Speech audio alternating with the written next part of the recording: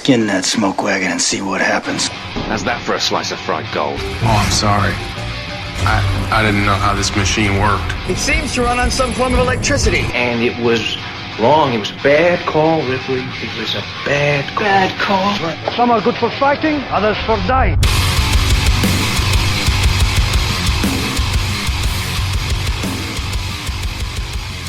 It's just two movies. Welcome back to another episode of Your Mom's House. I'm Tom Segura. This is my wife, Mrs. Segura. Hey, everybody, it's me, Christina P. Christina P. That's her name. Christina P. Segura.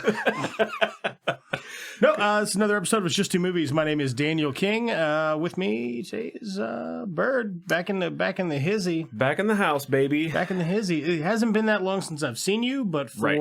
listeners of the show, you've been gone for 2 weeks. Yeah, I went to Brazil. Yeah, how was it? It was okay. It was fine. Yeah, Just whatever. it was fine. Yeah, kind of touristy. Right. Yeah. 5 out of 10. Might go back. 5 out of 10 thumbs. You heard it here, folks. Brazil. Fuck Brazil.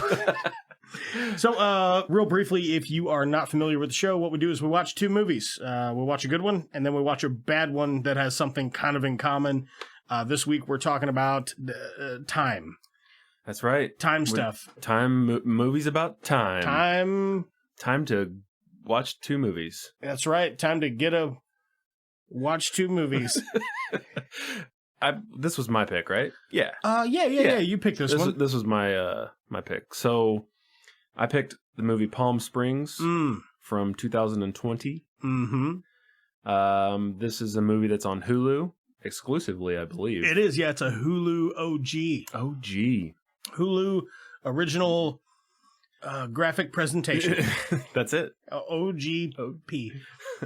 So this movie has a 7.4 out of 10 on IMDb, an 83 Metacritic. 95 on Rotten Tomatoes. Nice. Mm-hmm. This stars. Actually, you want to take the cast on this one? You got that? Yeah, sure. I got you, baby. I got Andy Samberg. Now, before we get into the rest of the cast, for those of you out there, I am very well aware that there is a large selection of people who just hate Andy Samberg. I wanted to bring this up. This is off color for him. So this is not. It's not. This is not.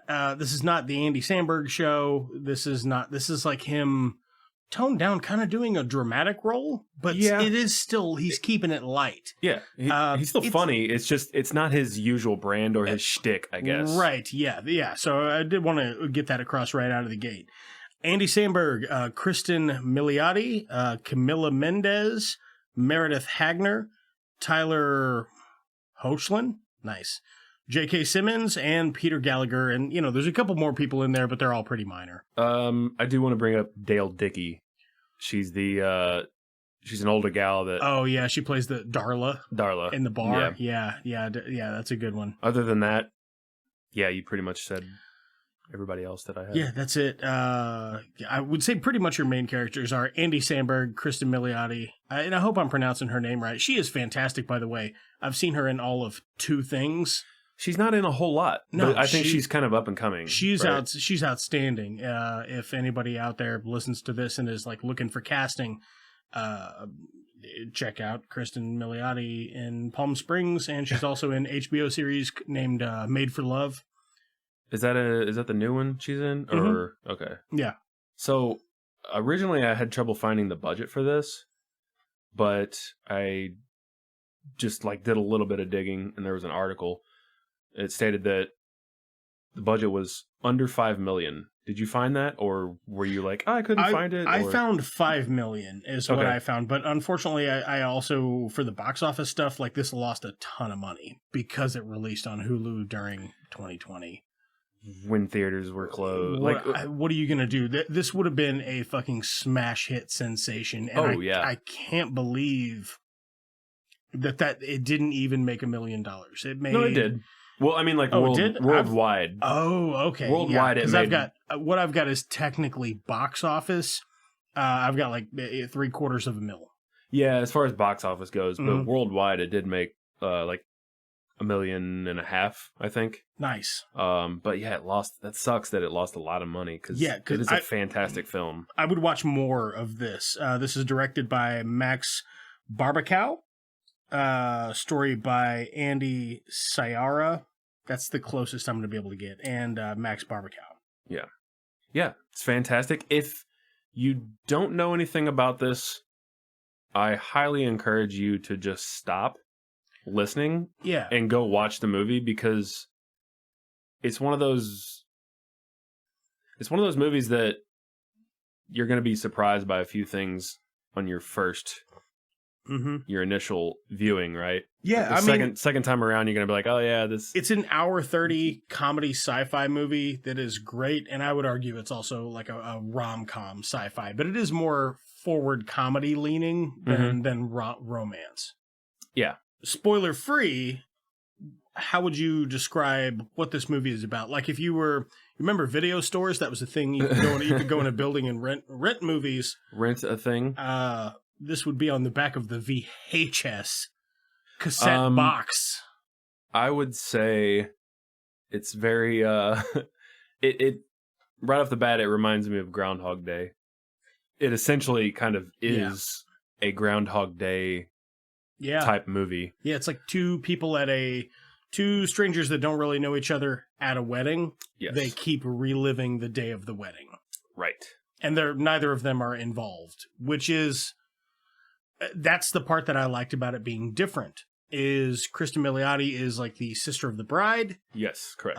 And Andy Samberg is just like, he's the boyfriend of the bride's friend.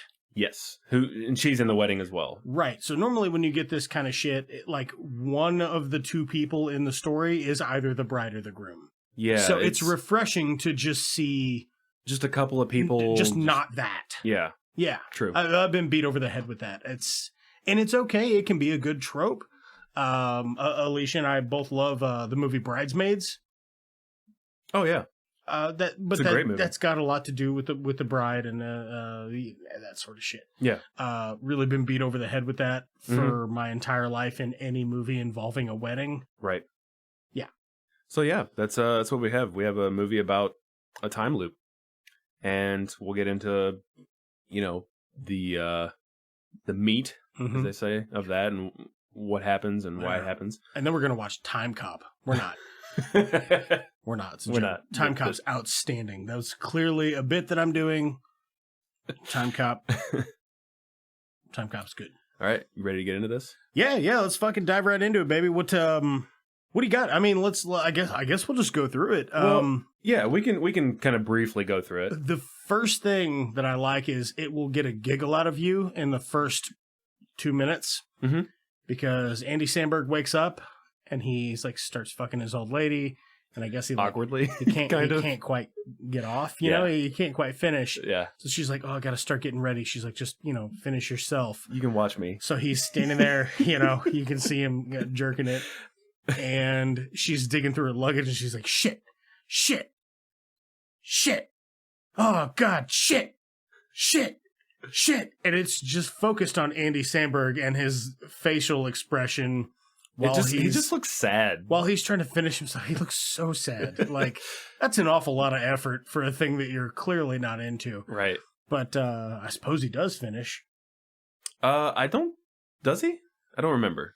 I don't think he did. I think they just cut from that. But yeah, that's you get a pretty good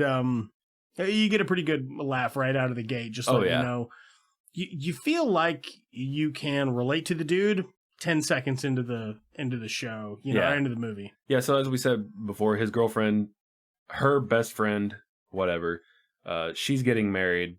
Samberg. It's funny because Andy Samberg is just drinking at any chance he can get, right? Oh, yeah. He's drinking during the ceremony, which is fucking hilarious. Him drinking all day, being defeatist, and just trying to enjoy himself the best he can is my spirit animal. That's your spirit animal, yeah exactly. He interrupts the reception, though, to make a fucking awesome speech. Mm-hmm. Right? He really does. And he's one of the funnier lines. There are a ton of funny lines in this. But he's talking about the the bride and the groom, and he's like, these two definitely do not look like siblings, which is fucking hilarious because if you see them, they do look like siblings. Yeah, they both have like olive, kind of olive skin tone, and they just kind of resemble each other. Yeah, it's weird. Yeah. But during all of this, you know, Sandberg, he starts hitting it off with a girl, which is Kristen. Is it Kristen, right? Kristen Milioti. Kristen Milioti. I think. That's my best guess. Milioti. Yeah, I know. I was like, I wonder how you... Is it Milioti? Milioti? Milioti. Right. So... Milioti? Yeah, I would imagine maybe she's Italian or something of that vein. Milioti. Milioti. I'm doing the thing. Just for all of you out there that are like, is he making the hand motion? I am. Yes, I'm doing two of them. I got like crab pincers. And this girl is very similar to him, I would say, just in personality. She's also kind of a defeatist, like, well, I might as well get drunk. Yeah, and she even says that, like, oh, my family they just know I'm going to get drunk and I'm going to not live up to expectations or whatever. Can't relate to that. Oh, there's a lot of foam when you sip a beer like that. Wow. Don't do that. Yeah. It does kind of look like a pretty horrible wedding reception, though. Like, a lot of the people are real stuffy and fake and kind of disapproving. And Sandberg's just over it. Because when you get into the movie, this is not Sandberg's first day at this wedding. Correct. He's been in this time loop already for an indeterminate amount of time. And that's why, you learn this eventually. Exactly. Yeah, he's lived this day so many times, it's unreal. It's just, he's over it. He's at the point where he's just trying to make it interesting, I guess. Mm-hmm. And at the same time, not give a fuck about anything. Mm-hmm. But yeah, he starts hitting it off with Kristen. And her name in this, by the way, is Sarah, and his name is Niles. We're probably going to refer to them as... I'll refer to them as Kristen and Sandberg, or Andy Sandberg, or Kristen Milioti, or whatever. Right. So, they start hitting it off. And they eventually go to hook up. Right. In the desert area, I guess, or what would you like? It's for November, and where Palm Springs, I assume, is in California. Lovely in November, I guess, because everybody's like, he's shorts and a Hawaiian shirt. Well, it's California.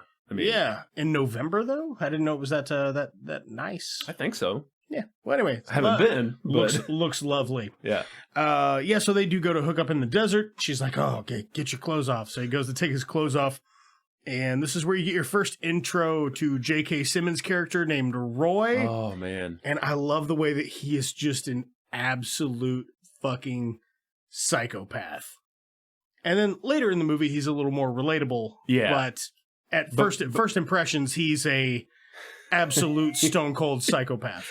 Yeah. So the first time I watched this, I was dying at this point. You know, Sandberg, he takes a step back to like get his clothes off to, you know, engage in the activity, and he just gets hit with an arrow. Right? Yeah. You're like, oh fuck! Shit. Holy shit! He's being hunted. Yeah, and that's what it is. Yeah, it's fucking most dangerous game. And she's freaking the fuck out. Obviously, as you would. Yeah. And yeah, like you said, this is our first introduction to J.K. Simmons, and Sandberg runs away. J.K. Simmons' character, his name is Roy. I think you said that. He gets a desk and he's pounding his fist on it and he's demanding pictures of Spider-Man. Nice. So Sandberg is crawling into a cave after this, after he's shot with this arrow, and Kristen follows him. There's like a light coming from inside the cave. Like a red light coming in from inside the cave. Kristen follows him. He warns her, don't follow me. Don't come in here. Mm-hmm. Of course she does. Right. And the next day, the day starts over, and now she's also stuck in the time loop. She's in the loop. Furious. Oh, is super pissed, and she comes out and starts throwing full beer cans at him while he's laying in the pool. Yeah. You ever had somebody throw full beer cans at you while you're in a pool? No, have you? It is terrifying. You've had this happen? Yeah. What? Yeah. That's a different podcast. That's a different podcast. But yes, I have had the full beer cans thrown at me while I was in a pool. They do kind of look like they like torpedoes or they get a good like a good 2-foot sink on them before the buoyancy takes over. Yeah. And then Sandberg comes clean about it. He's like, listen, this is a time loop. Yeah. I don't know how else to explain it to you. Have you ever seen a movie? It's that. Mm-hmm. He even says it's one of those infinite time loop situations you might have heard about. Right. So, a little more passes the chime, and she's like, oh, wait a minute. What was with that fucking guy that was hunting you? And he's like, oh, yeah, that was Roy. That's Roy. Like, once upon a time, I partied with Roy. And you get a flashback sequence so J.K. Simmons is also stuck in this time loop. Yeah. And it's because he and Andy Samberg one night struck up a conversation. Yeah. And decided he's like, yeah, that jackass over there's got drugs in his coat pocket, but he wouldn't share. Andy Samberg just walks right up to him and takes it out of his pocket. Right out of his pocket. While he's having a speech, he holds it up in front of everybody. He's like, I got it, let's go. And the guy's like, I don't know what that is. Yeah. But that turns out to be, that's the like the official for the wedding.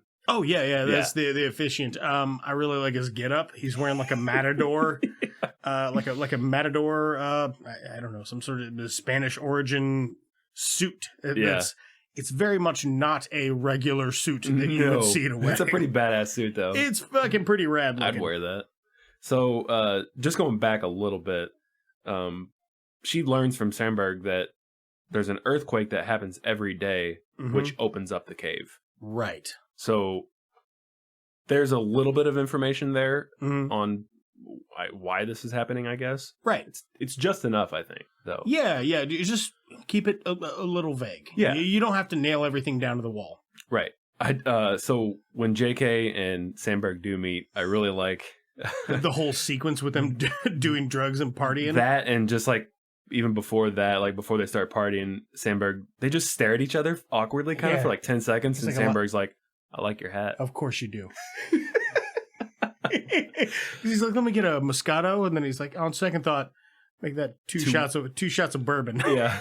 It just changes. He's like, I'm going to fucking party with this guy tonight. That's what's going on.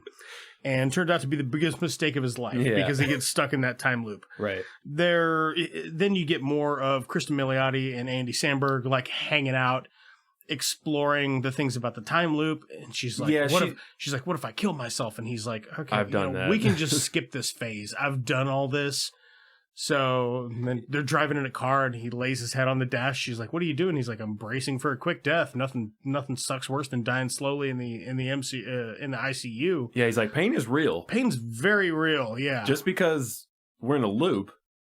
Yeah, it doesn't mean pain's not real. Like, you don't want to suffer. Which is a great metaphor for their relationship. And anyway, well, we won't bog you down with that. Look at you. I actually have a bit of that. But yeah, they have a really good like adventure sequence. I could talk about the adventure sequence in this movie for like an hour, which is probably the length of the adventure sequence. They go to various bars. They go to a taco truck. It's just them like hanging out, palling around. Yeah, it's fun. Yeah, they kind of fuck with people too. They do as you would. Yeah, they do. My favorite was like when they're doing like a James Bond and supervillain thing. She's got the hook on her hand. Yes. And he's like, oh no. He's like, there's a bomb in the cake. He's got C4. He straps it to a crossbow and shoots it up in the air and it explodes. It's just fun. Fucking hilarious, man. It's just such a good time. And they're like, he's got a crossbow. Put it down. He's like, all right, hand-to-hand combat it is. And throughout all this, like you said, they're having a good time. They're chilling. But they clearly start liking each other. Yeah, very obvious. Because they're hanging out a lot. What else are they going to do? Right. Well, mushrooms. Ooh, there you go. They're going to do mushrooms in the desert and see like brontosauruses, which was a really cool sequence. That was awesome. I wish they had the rights to play the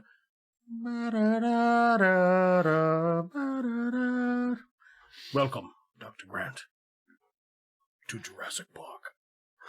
But they, clearly they can't do that. That would have been another $5 million. Right. So yeah, they like I said, they clearly start liking each other, and I believe they fucking smush. They be fucking.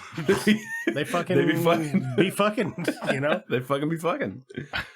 And then you get the very next scene after they finally hook up. Mhm. Kristen Milioti wakes up in her room, which you've never seen her morning before. Every day you see Andy Samberg's morning, you never see her morning.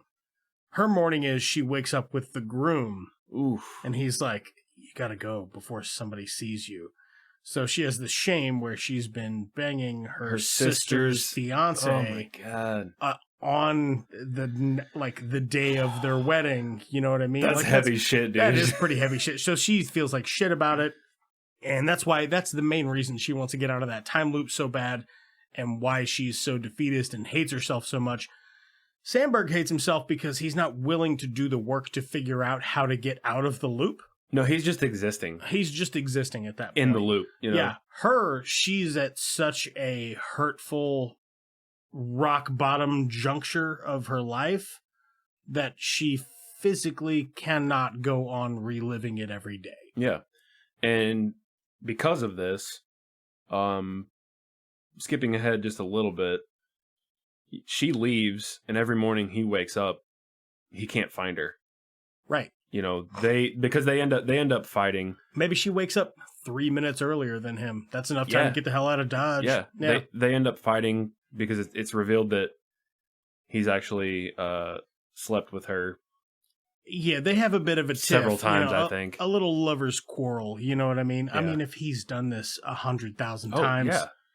He's like, I fucked your dad. I fucked which was hilarious. That gay guy. And she's like, you fucked him? He's like, no, actually, I let him fuck me. He fucked me right in the ass. It was awesome. He's like, I fucked everybody there. He's like, he fucked Darla at the bar. Yeah. That old lady. When he's fucking with her, and he's like, oh yeah, I had sex with your dad, and it cuts to them. What are we doing? What are we doing? I don't know, but it feels right. Oh man, that's good comedy. So the reason Samberg can't find her is because she's busy studying. She's learning theoretical physics, quantum physics, right? To try to figure out how to escape this time loop. Mm-hmm. Yeah, and she thinks she has. Yeah. She's like, I'm pretty sure. She's like, I have a theory. I went and I got a goat, and I strapped a bunch of C4 to it, and I lit it in the cave. I blew it up within the 3.5 second window it takes to traverse the cave, Mm-hmm. and now the goat's not in the time loop anymore. Right. It's just gone. And so she has this theory. She wants to test it, but Samberg is scared. Right, as you would be. And I think a lot of the time loop is meant to signify the impermanence of everything except for love. And Samberg not wanting to leave is just an expression of fear of change or commitment because of his realization of whatever the first thing I just said was. Well, there's a great quote by him earlier in the film where he says, you just have to learn to suffer existence. Mm-hmm. I really, really like that. I think that just ties into his fear. Right. And that's what he's doing. Yeah. You could not simplify what his character is doing in this movie any more than that. He is just suffering existence the best he can. In a time loop. Which right. I would probably do that for a while. I would probably do it for You know what I mean? a couple hundred years before I tried anything Before you're else. like, wait a minute, maybe I should study quantum physics. It's not like you can destroy your liver. You know what I mean? It's the same day over and over again. So, one thing I do want to say, though, one thing I picked up on at the beginning of the movie, there's an old lady that comes up to him and she's like, that's the best speech I was just getting ready to get into this. I've ever heard at a wedding, and I've been to more weddings than you can possibly imagine. Mm-hmm. And then in the following one, Samberg's out getting drunk because he's having a crisis. Yeah. But Kristen Miliotti's back at the wedding because she's leaving that night. Yeah, so she went through with the whole day, right? She gets up for a final time. She finally gives her what's the main bridesmaid called? Not the bride of honor, the not the best man, the best woman. the main bridesmaid, whatever it's called. You guys know what I'm talking about. I've had a couple of drinks already. We're warming up before the show. Anyway, she gets up and she actually gives her speech. Finally, it's the first time you see her do it. Mm-hmm. It's very earnest, not a dry eye in the house. Everybody's like, "Oh my God, it's fucking beautiful." And then that old lady comes up to her after the fact, and she's like, "That was a beautiful speech." She's like, "And now that you're leaving." Yeah, she's like, you're getting ready to leave. I'm really going to miss you. Or, whatever it was she said. That old lady is stuck in this same time loop. Yep. My God. But how, right? But that's what I love. They don't tell you. She's not getting that fucking prune-tang dusted out in the desert when she walks in that cave, I guess. She just happened to wander about and find the cave and be like, what the fuck is that red light? Sandberg, he's like, I love her. I love her. And he steals a truck. He's like, yeah, whatever. Tom with the pickup truck has the guy throw him out, so he steals the skis. He's like, thanks, Tom, with the pickup truck. Steals the guy's truck. He eventually gets back to her. I don't want to spoil all the little comedy gems in between there because that's a really great sequence. Mm-hmm. He gets back to her. They walk into the cave together, and they, blow themselves up with fucking C4. Hit the switch. And the following day, they're floating in the pool together. Mm-hmm. And a guy walks up and he's like, "Hey, what the fuck are you guys doing in my pool?" It's like, I guess they get back on November 10th because it's November 9th. Every day right, is every the day day is November 9th. And he likes to hang out at this spot that's, I don't know, it's pretty remote. I don't know how far it is from the... It's just somebody's house and they're not home. So he's like, it's my safe house. It's my safe house, yeah. Roy's not going to come kill me if I'm here. Exactly. Right. Yeah. Yeah. And credits roll. And we get a mid-credit scene, I guess is what you would call it. Yeah. J.K. Simmons arrives to ask Sandberg about the theory. Right. He's like, yeah, I got the voicemail from your little girlfriend. Seems pretty far-fetched. And he's like, you think it'll work? Sorry, I don't know you. I'm Niles. Yeah. And then he's like, oh my God, you fucking brilliant son of a bitch. You did it. Yep. It worked. J.K. Simmons is going to get out of it too.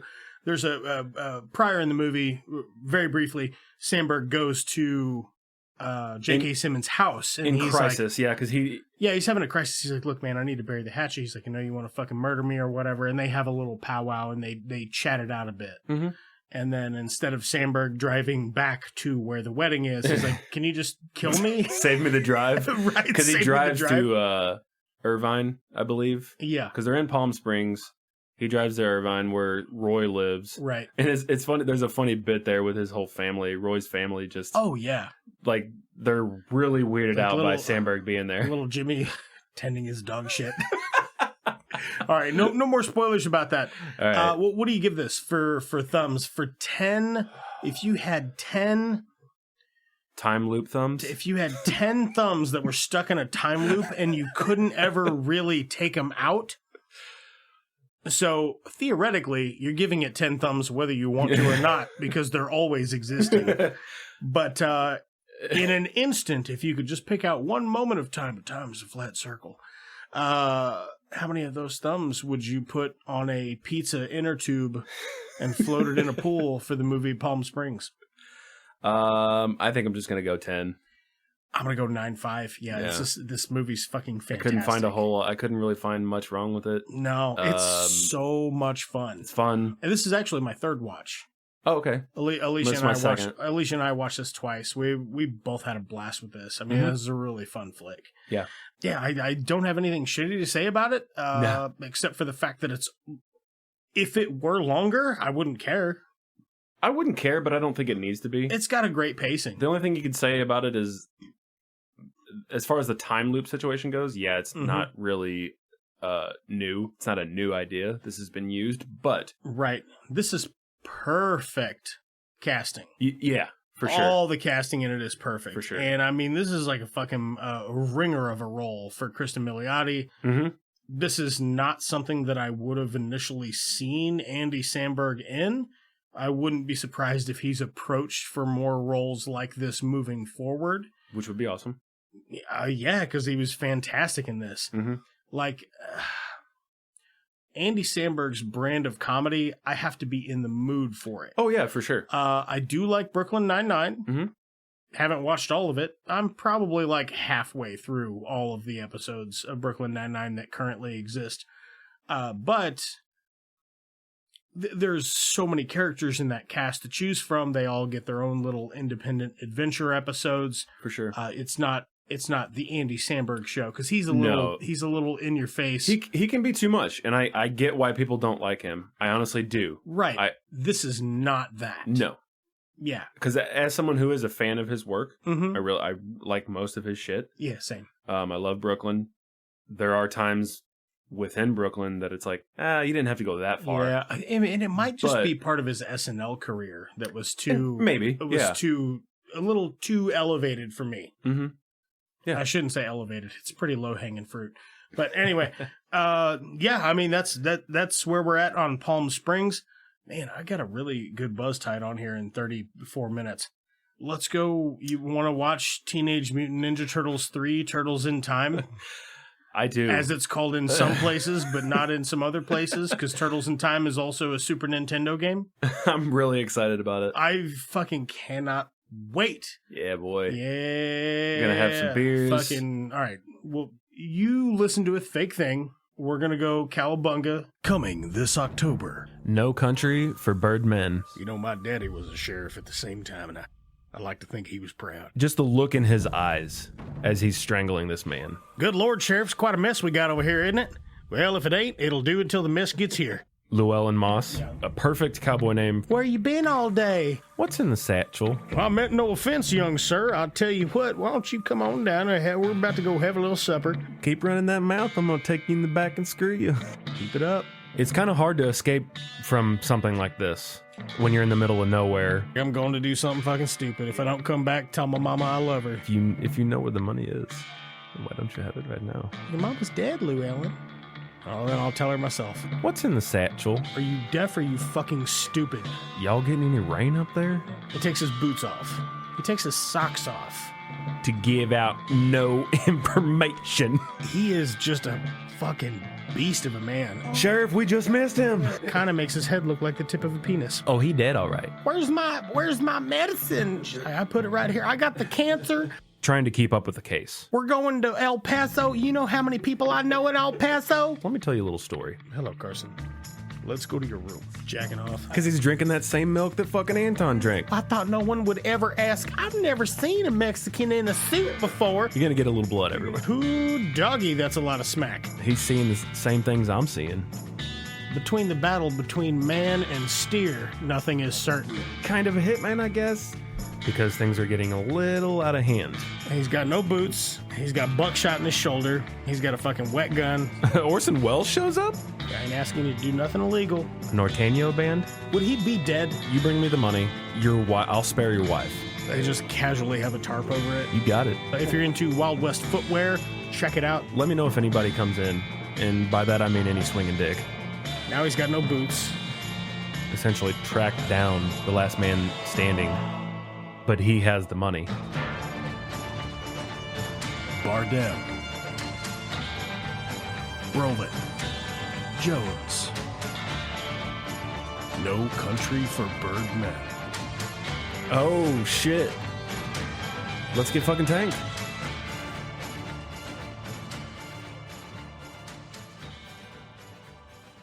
Special thanks to Brad Sexton for our jams. Please check out his latest project at suns.bandcamp.com. That is sunds.bandcamp.com.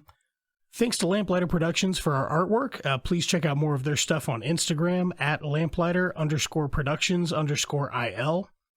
First time listener, we're anywhere podcasts are found. But if you don't subscribe to any of those services, listen to the show for free on our website. It's just the number 2, movies.buzzsprout.com.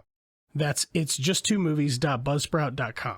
Want to get in touch with the show? Email us at itsjust2movies@gmail.com or find us on Twitter or Instagram at itsjust2movies.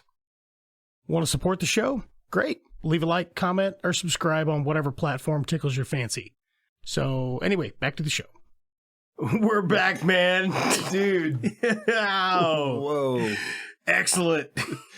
Just watched Teenage Mutant Ninja Turtles 3, Turtles in Time. Depending on where you're from. Depending on where you're from. Some places it was just called Teenage Mutant Ninja Turtles 3. Some places it was subtitled Turtles in Time, or TIT. Or TIT, As as we like to call it. we call it for short.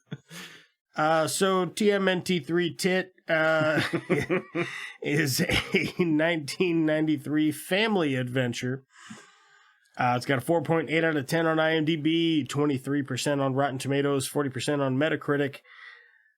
Stars Elias Koteas as Wit, Paige Turco as April O'Neil, Corey Feldman as Donatello, Mark Casso as Leonardo, Stuart Wilson as Walker, Sab Shimono as Lord Norinaga, and Robbie Rist as Mitchell Angel Go. Mitchell Angel Go. Did you say... oh yeah, Corey. That's crazy. Corey Feldman in this. What the fuck? Yeah, Corey Feldman from Goonies. I didn't. Weird. What? Okay. So, a couple of things about this. Real quick. I'm not doing any spoiler-free stuff for this. No, this is a no. movie from 1993. It's also the worst Ninja Turtles movie ever made. Yes. So is it worse than the new, or like the We'll circle back. Okay. Just real quick before we get into it, the budget for this was $21 million. Wow. And, yeah. What do you think they made worldwide? Oh God. Probably way more than that. Because Teenage Mutant Ninja Turtles were hot as fuck in the early 90s. They were. Did it lose money? No, it made $42 million. So maybe not as much as you thought, but opening weekend it made $12 million. Okay. Yeah, that's a lot. The TMNT 2 made $78.6 million in box office. God damn. Right. So the big immediate thing that you would notice about this movie compared to the first two, TMNT self-titled, and then TMNT : TSO TSOTO. The Secret of the Ooze. The biggest thing that you would notice about this one is they switched studios that did the costumes. Yes, they did. Which, when you have something that's a staple franchise, like, and Marvel gets it. They get why this movie was not near as successful as the previous two. Mm-hmm. Was simply just because it looked different. Yeah. Was one of the biggest things. And it is jarring. Like, even from my childhood, I have watched The Secret of the Ooze at least once in the last 10 years. Can't remember when it was, don't recall what the occasion was, but I've watched it in the last 10 years at least one time, and remember thinking to myself, you know, apart from all the cultural references, this is okay. Yeah. It's like, it's fine. If somebody were to make a movie today of the same caliber with puppets, essentially, like puppets and dudes in rubber suits, it would look about the same probably. Yeah. Yeah, so starting with this film as well, a different effects studio also took over. So okay. That's another reason. They just look silly. They do. They look more cartoony. Yeah. And Yeah. I pointed out it the way their mouths move, it almost looks like claymation. Oh, it's jarring. Yeah. It's just... Well, I think that's true also in the previous two movies, but it's a little less in your face, I guess. So could you follow and tell our listeners vaguely what this movie's about? Why don't you go ahead and take that one? I got it. April O'Neil gets her dirty hands on a time-traveling lantern. And what'd they call it? Like a... I don't know. Spectre? It's a lantern, They whatever call it is. Maybe they call it a scepter. Scepter. Mm. Continue, good sir. Continue, good sir. I'll probably leave that in. Oh, shit. Oh, yeah. So the thing with the time-traveling scepter, which I will come back to, it like if two people are touching it at the same time Yeah. in present day versus what year was it? 1603 feudal Japan. 1603 feudal Japan. Then they swap places. Those people swap places and clothes and everything. Right. Yeah. So April gets sent back to feudal Japan. Yep. And then the boys go back after her. They got to go rescue her. They got to go rescue her. The boys. So that's pretty much what happens. There's a lot of bad fight sequences. There should be some sort of significance bestowed upon that scepter or lantern or whatever it is, because there's no reason that it always goes back to that time. Right. There's no reason. I guess it's because it's from that specific time? It's not, though, because it already existed. It's not like somebody made it. Maybe they did. How do you know, Danny? Maybe they made it, and then 12 years later, it activated its powers or whatever. Well, I just want to know the supernatural origin that makes it a bridge from the 1990s to the 1600s. That would make sense, and also geographically moves them almost on the other side of the planet. I don't know, just you don't have to be super specific about it. You can be vague about it or just say that the characters are dumb, but they at least address it and go, I don't fucking know. That would work for me. Yeah. Not a whole lot of beef to this PG-13. No, I think it's just PG. Oh, no, sorry, PG. It's just PG. Oh, yeah. We did that again. We got to stop doing that. Yeah, I think we're going to be out on PG movies for a while. Man, so much good camp trash was PG back then. You'll run across some of it no matter what you do. But right. So what do you think about the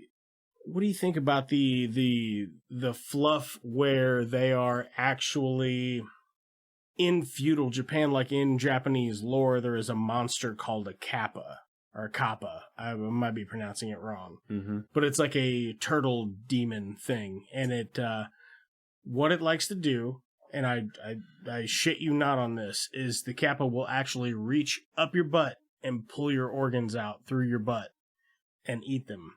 The kappa also has a bowl in the top of its head, and the water that it keeps in the top of its head is like its life source. And the kappa also love like sumo wrestling and traditional fighting tournaments. So you can, in lore, you can challenge a kappa to a fight, and if you bow to it, it will bow to you and spill its life force out of its head, and that's how you defeat a kappa. Huh. Stuff to blow your mind is another podcast I listen to. I'm just seriously not going to plug it anymore, but they do the weirdest fucking episodes about the weirdest shit, and I really dig that kind of stuff. That's where you learn that the from? only reason that I know that, yeah. Huh.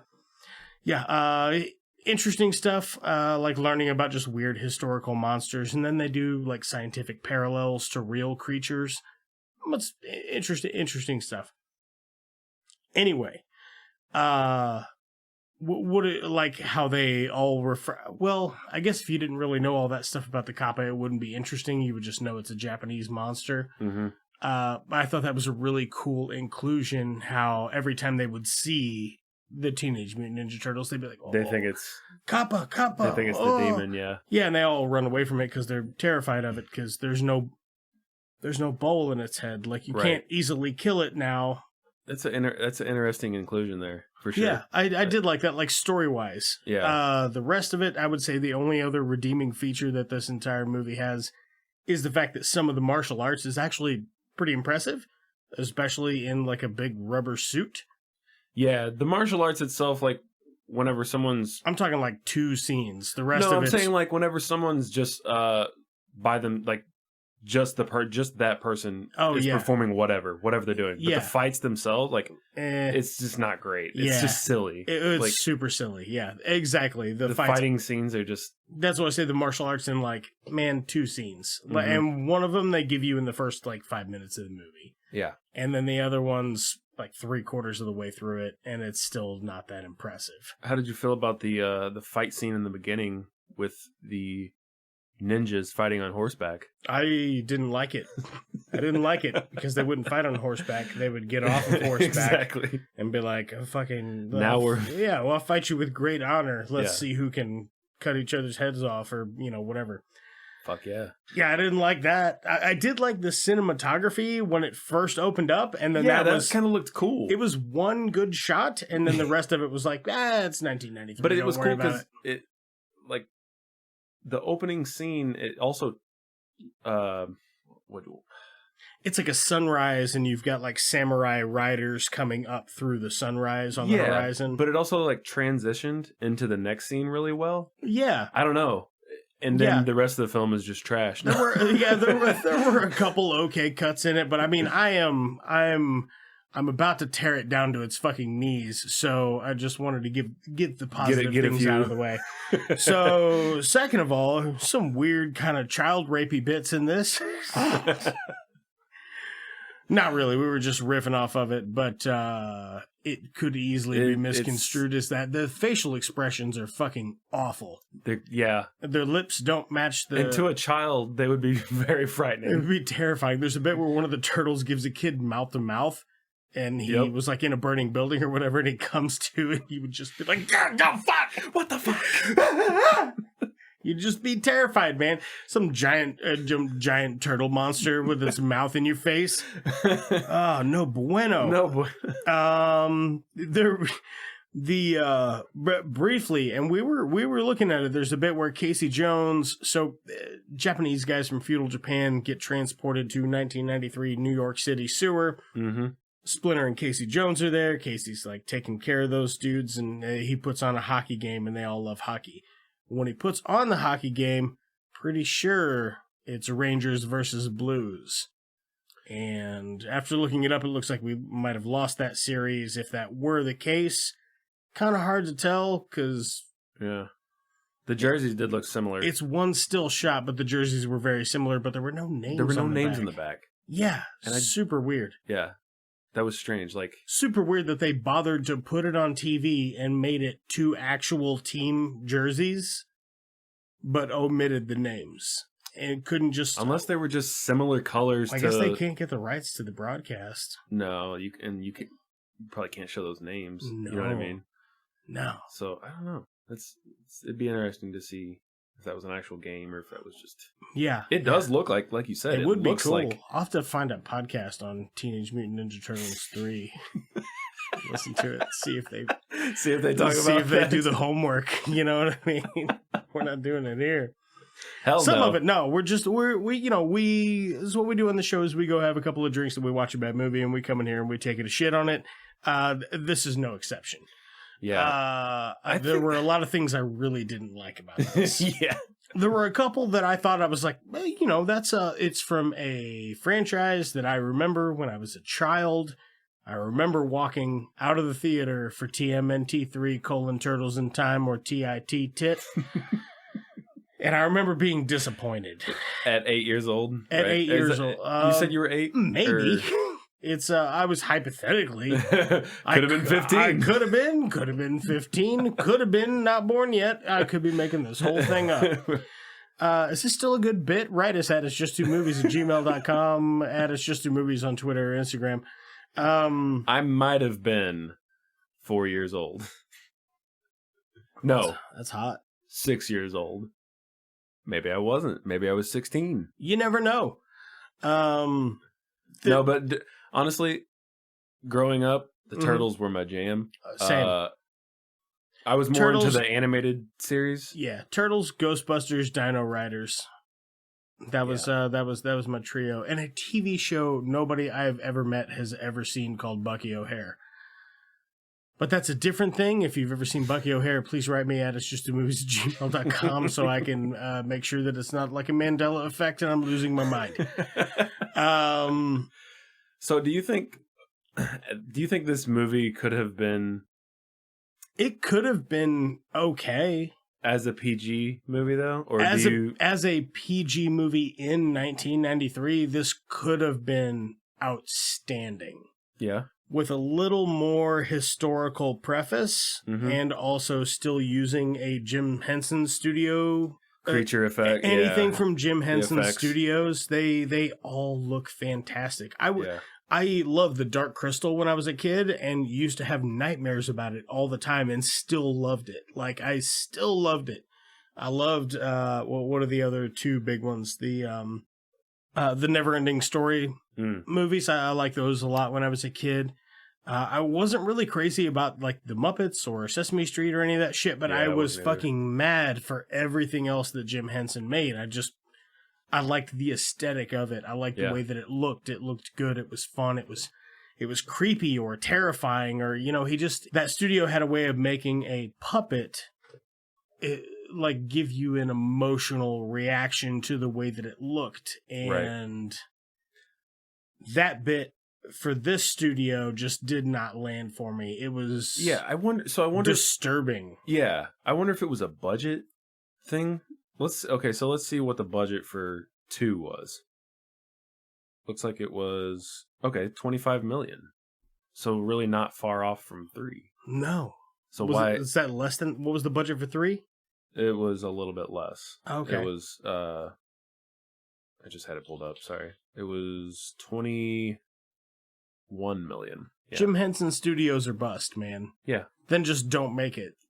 Because it was a cool the time bridge idea to make it a time travel thing, because Back to the Future was hot, so they're not necessarily jumping on that bandwagon, but there is like multi-dimensional stuff that goes on in the comic book series run. Yeah.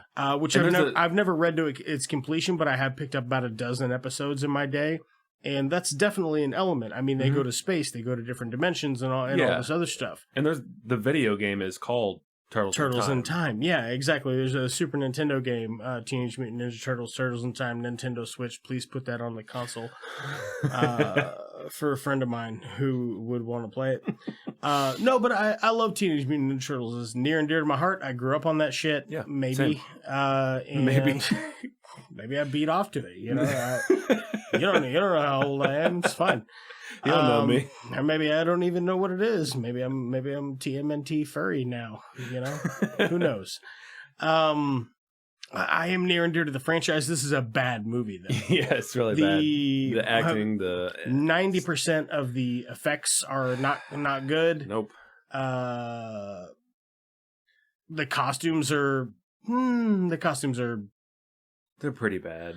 I mean, come on. I kind of liked some of them though. Like the what? Not the Royal Guard guys, but the guys that had like the red bamboo chest plate, painted chest plates or whatever. Those look pretty good. Meh. Okay. It was okay. No, it was all right. Yeah. What would you change about this? Because I would change things about this.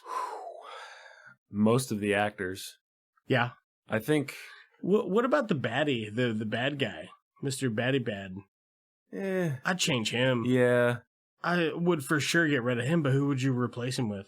God, what's his name? Whistler from Blade? Just kidding. What you might call a common turtle. Like I said earlier. Of the ninja variety. Nick Cage. Nick Cage would have been great. Turtles! Just the veins popping out of his forehead.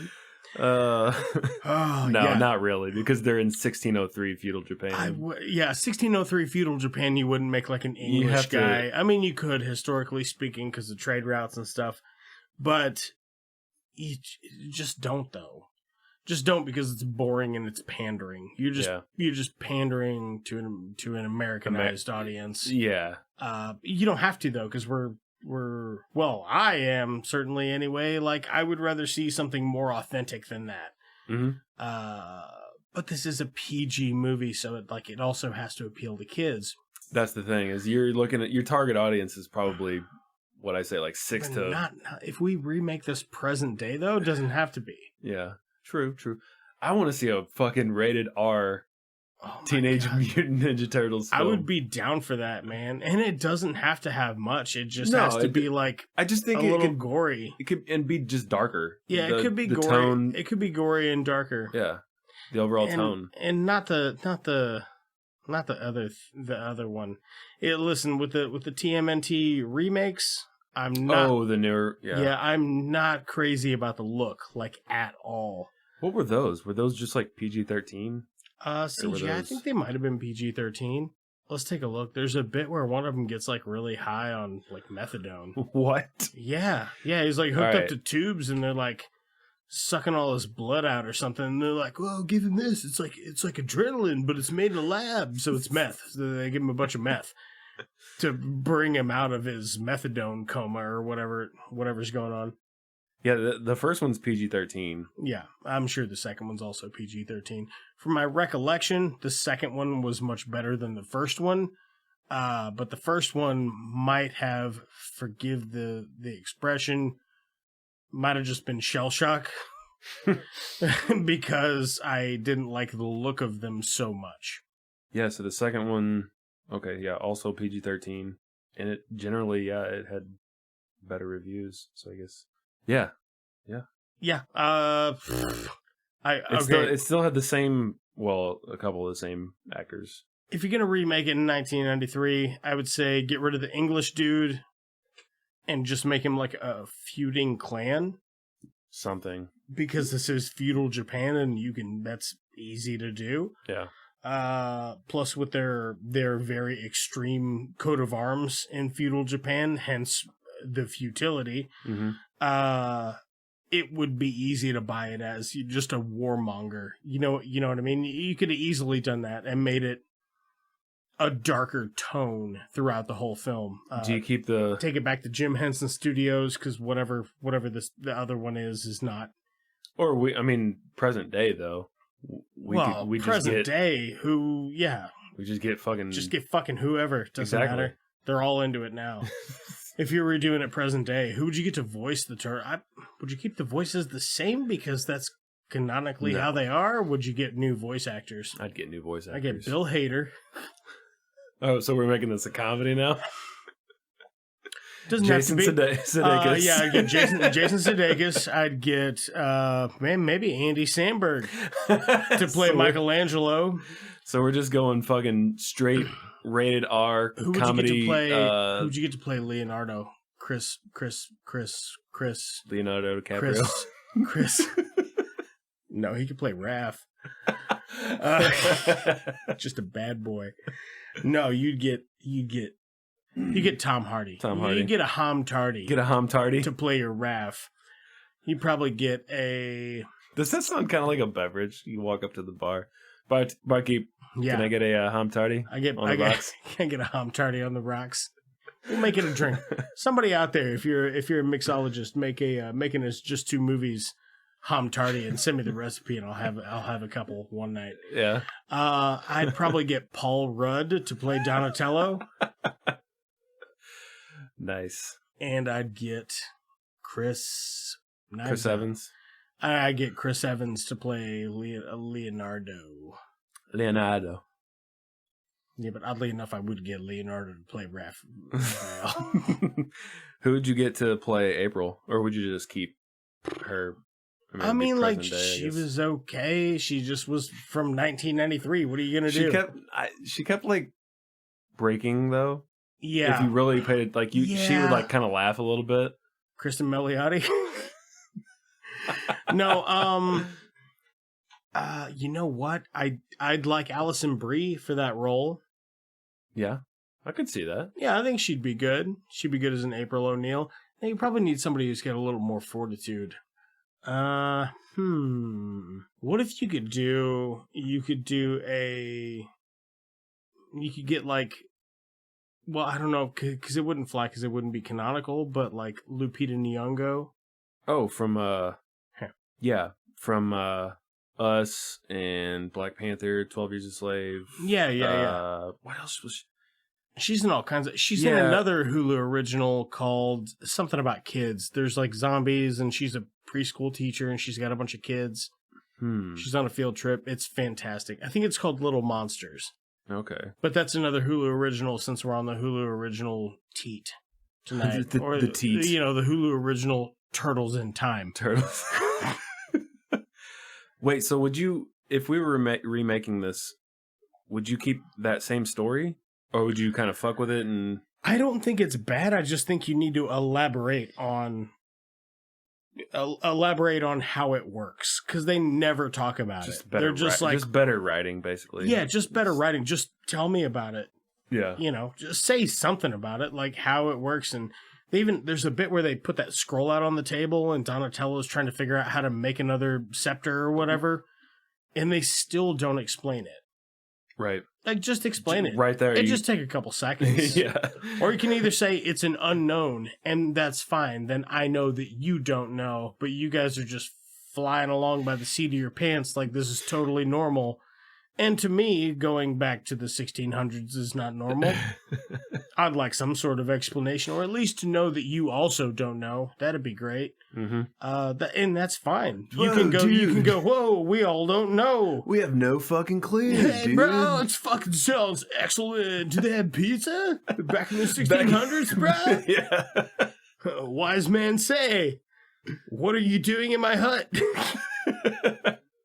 There's a lot of things about this I didn't like. What would you rate it as a regular feature film? I'd probably go with on present day. Present day? Present day. Just for just watching it right now. Like if you're watching it with your nephew or something. I'd probably give it like a 3.5. Yeah, that's about par maybe for me. 4. I don't know. I was gonna say 4.5, but yeah, we're in the same ballpark for sure. Hey, in the same ballpark. Hey, I'm walking here. I mean, I'm not, hey, but... I'm sitting here, I'm eating a banana, but hey, I'm walking. You want to add? Yeah, no, I'm absolutely with you on that. What would you give it as a bad, like a bad movie? I did have fun with talking shit about it. And oh, yeah. Talking like we were from New York, and... There were a lot of bits in the movie that actually... Is this Imperial? No, it's 7.5. Fuck. Hold that back. Here we go. I'm joking. Fuck. Whoa, look out. Cornhole. There were some parts that genuinely had aged so poorly that they just cracked me up when it happened. Like, I didn't have to make fun of them for it to be funny. It just is so funny. It's funny on its own. Yeah. The bit where at the end where the bad guy falls into the water. Oh my god. That was the worst looking thing. Get it? That was the worst looking thing in the film. Yeah. Like when he falls, like, because it just... Yeah, it's your classic green screen fall, but imagine one from 1993 that didn't have... Not only that, though, I'm saying when that looked bad, yes, but when he actually fell into the water... Oh, yeah, he just disappeared. Just like a hole opened up, and he just disappeared within the hole. Right, there was no splash. They automatically pasted the hole back together. Awful. Perfect. Net. Oh, so as a bad movie, I'll probably go like a 6. You can go 6? Yeah. I was gonna go 8. Damn. I like this one. I had fun with this, which is weird because I feel like the schlockiest thing about TMNT 2 is the fact that they do the ninja rap at the end and the not Bebop and Rocksteady. What are their names? The snapping turtle and the dog or whatever. I don't remember what they're called. It doesn't matter. Kibbles and Bits. Kibbles and Bits. They're schlocky, and the ninja rap at the end is super schlocky.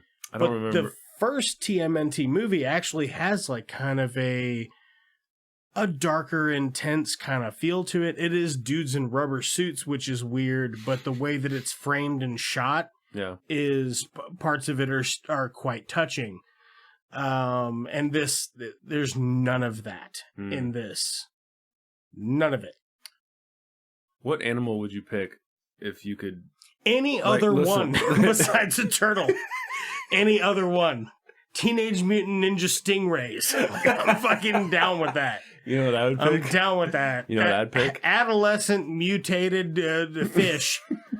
Teenage Mutant Ninja Raccoons. I would take Teenage Mutant SWAT Team Squirrels. SWAT Team Squirrels. No, I do love this. It's a precious part of my childhood. No, I know. I'm just... But it's the weirdest combination of things. teenagers. So they want to tell you specifically they are between the ages of 13 and 19. Right. You don't know exactly how old they are, but you don't Kinda have like to. us. That sounds vaguely familiar. Oh, it's a lot of foam. You think I would have learned? Teenage Mutant Ninja Raccoons. Get with it. Teenage Mutant Or get the fuck out. Jujitsu Baboons. Oh. That's a new series. You I can, like it. You can write it down. Write me at itsjustamovies@gmail.com. So you're going 8?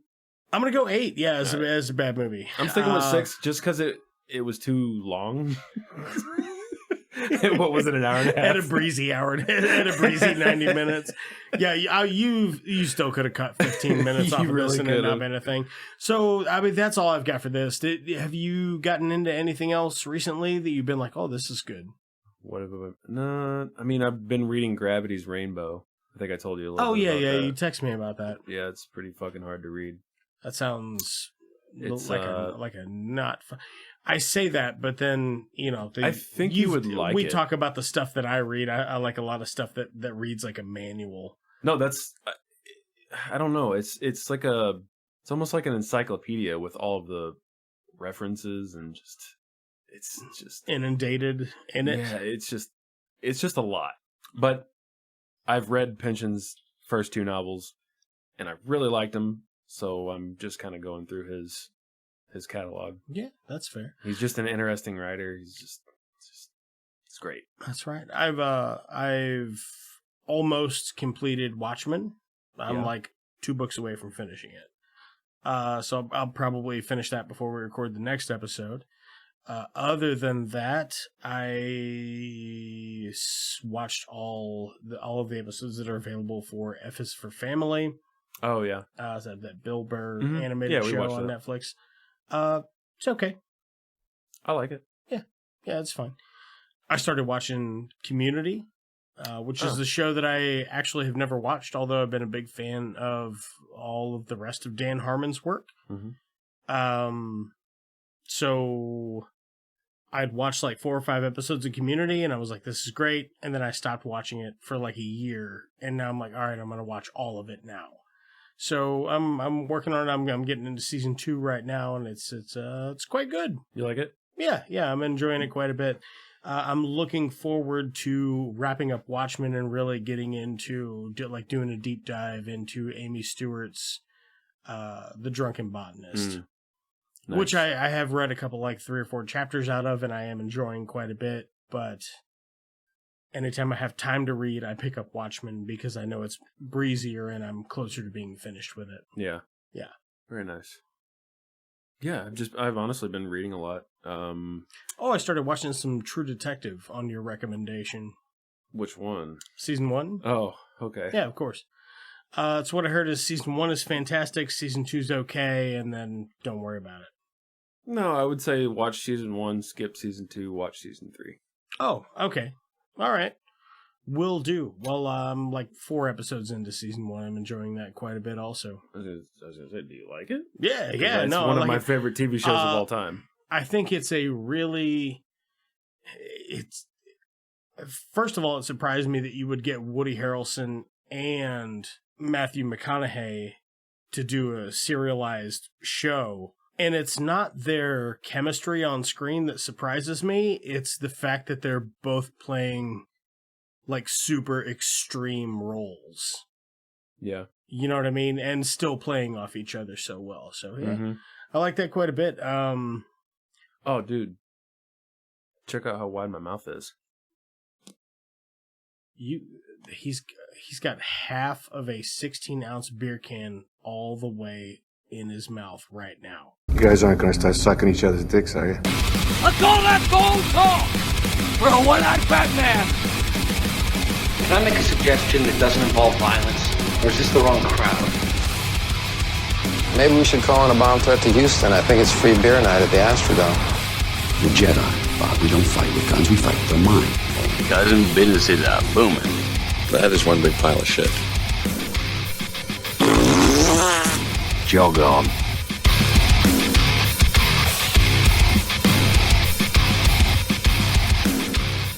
It's Just Two Movies is a production of Blue Cheese and Bacon Studios and can be found wherever you get your podcasts. I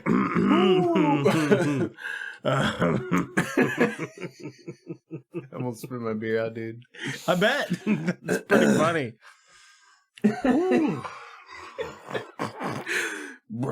Yes, queen.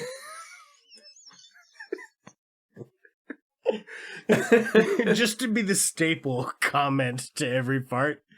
Yes, queen.